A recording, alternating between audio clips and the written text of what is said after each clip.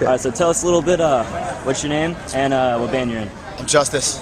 I rap Trapped Under Ice crew from Baltimore City, Maryland. Some steezy stuff. So, tell us a little bit about your band and the upcoming record you guys are putting out. Okay. This will be our second LP, a follow-up to Secrets of the World we released in 2009. It's coming out on Reaper Records. The record's called Big Kiss Goodnight. It's, we have a lot of music written right now. We're trying to do is just narrow it down to, the peak, the best 10, 12 songs, whatever, and put out the best record possible. We're coming back to California. We're going to be recording in Orange County with Paul Miner, and the record's going to be produced by Chad Gilbert, Newfound Glory, who did the Keepers of the Faith record with Terror, and yeah, it's cool. It's Trapped in Rice, but it's maybe the word mature might sound intimidating to some people, but maybe I don't know. There's growth. We've tried some new things, and it's a little different, but it's still Trapped in Rice. Progressed a little. Show no fear, or don't be afraid. You know what I'm saying? Have no fear. You know what I'm saying? It's Freaky Franz right there behind you. Get a pic. Hey, Franz, check it out. Say what's up. Hey, how y'all doing? I'm Freaky Franz, at Freaky Franz on Twitter. Trapped Under Ice's Road Dog, along with my man, Money Making Rashad. You might have seen him playing a drum up in DTN. Stand-up guy. Everybody I roll with, stand-up men. Don't listen to the dumb shit. All right. So let's continue. All right. So can you tell us a little bit about some influences, briefly, about on the album? Yeah. Oh, on the album. Yeah. Shit.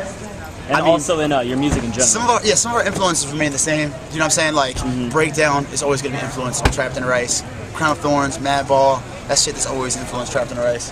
Baltimore bands, Stout, Next Step Up, Gut Instinct, always going to influence Trapped in Rice. But there's a lot of new shit. I mean, especially, like with everything we've written, I feel like, and especially with this, it's hard to just like narrow it down to like just a few influences.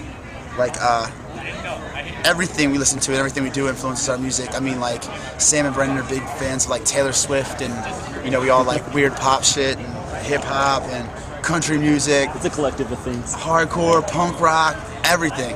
And I think that shows more on the new music we're writing because it's more dynamic. You know what I'm saying? Like you got like songs have more of an identity. From one song to the next, they do different things and stand alone more so than I think with anything written in the past.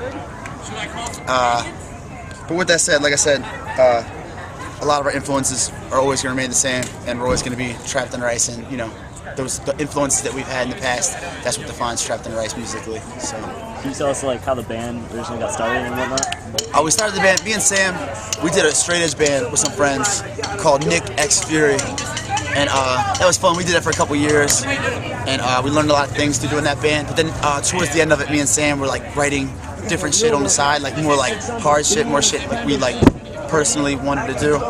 And the band broke up, Nick Fury broke up, so me and Sam started jamming with the drummer of Nick Fury, which was Ben. Ben was the original drummer of Trapped in Rice. And then we had two other friends we pulled into the band, and they played with us for a while, and they were a lot of fun. And then since then, Ben has left the band.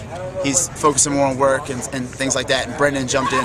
So Brendan's with the band now for 2 years.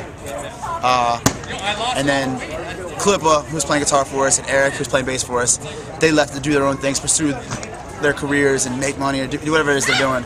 And Jared from Down to Nothing started playing with the band. And Brad, he's actually filled in he's always filled in since the beginning of our band. He's always been a part of Trapped in Rice. He's the ignorant motherfucker making noise back here. Brad, say what's up. What's up? Yeah. I'm Egg.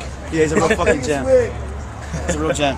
But he's always filled in for the band. Like the first time we went to Europe, he played for us, and he filled in on some US stuff we've done, and he's always been a part of the band. So when Klippa left, it was like, okay, it's natural. Obviously, we're gonna ask Brad to play guitar for us, and that's the lineup we've had for the last 2.5 years. So it's cool. I'm happy with it. Everybody gets along for the most part. Nobody gets along all the time. You know what I'm saying? Like, I want to whoop Brad's ass sometimes, ignorant motherfucker.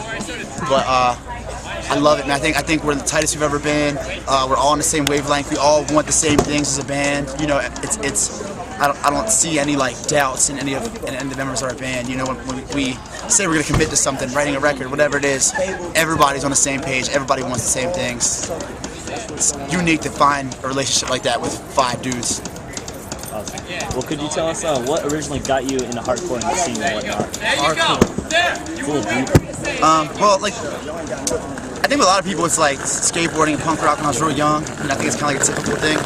I was like into skateboarding when I was like in elementary school and shit like that, and I had a couple other friends, and they were like, let's start a band, and they started pointing me in the direction of some punk bands, like any kind of punk. Like when you're that young, you have like no filter as to what is cool and like what goes with what, and like Pennywise was a band that I first got into at MXPX, and like I don't fucking know. And then I had some of my friends I skated with got me into Youth of Today and Minor Threat, and it just kind of developed like that. And then my cousin, I have an older cousin named Burl. He actually started getting me into like harder hardcore. Like Vision of Disorder is the band that kind of like changed my life. That's the band that like made me like be like, I want to be in a hardcore band, you know? That's the band that would like lock myself in my bedroom when I was a little kid and fucking turn that shit up loud as shit, and I'd be screaming in my room, and my mom would be banging on the door because she thought something was wrong with me. She thought I was like choking or something. She didn't know what the fuck was going on. I'd be like, Mom, you don't understand, get the fuck away from my room, you know? But that band kind of changed me. And then I started, you know, when I was real young, when I was like, you know, 11, 12, 13, like my mom wasn't into me going to like big hardcore shows. I couldn't go see Vision or Disorder in DC. I wasn't allowed to travel for shows. And I started a band with some of my friends. We started playing like local shows. So my mom got used to that idea. When I was real young, we started playing out when I was like 11. Hooked up with like older dudes, and we'd go do shows or whatever. Eventually, Hatebreed came through with Death Threat and Out to Win, and I think that's the show that like changed me. That's the show when I was like, I want to be hardcore. Like that's when I was hard. That's what made me hardcore. Like I was like 13, maybe 14 years old, and they played the Sidebar in Baltimore, and it was wild. It was my first time just seeing like skinheads like beating each other's asses in the pit and shit, like just big scary dudes. And I like fell in love with Death Threat. I fell in love with Out to Win. I already loved Hatebreed at the point, but that's the show. Like if you know, you want to say like what.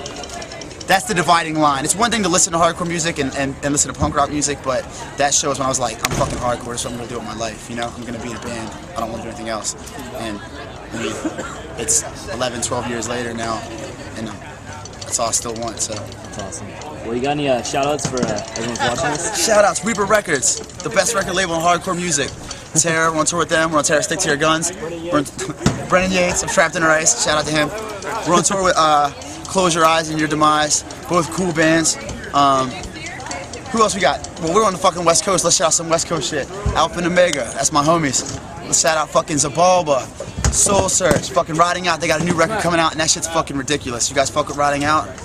Yeah. That's the fucking shit. They got this new record. It's popping. Street Proud. What's that? Street Proud. Street Proud, exactly. Anticipating it. Yo, that shit fucking rips. I'm not kidding. That's like my favorite hardcore shit I've heard in 2011. I can't wait to have it and have it be my own.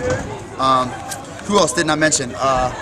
There's all kind of fucking bands. Minority Unit's cool. I like that shit. I don't fucking know, man. You guys got all kind of cool bands out here. You're fucking lucky, you know what I'm saying? Got some cool bands on the East Coast too and shit, but West Coast, I'm saying, it's popping. East Coast, step your game up. Like, West Coast is fucking blowing your shit out the water right now and making us look dumb, so let's get some shit popping on the East Coast. Alright, well, for everyone who's watching, can you tell you're watching Hardcore Collective? Yo, motherfucker, you're watching Hardcore Collective. This is Jerdis from Trapped in the Ice.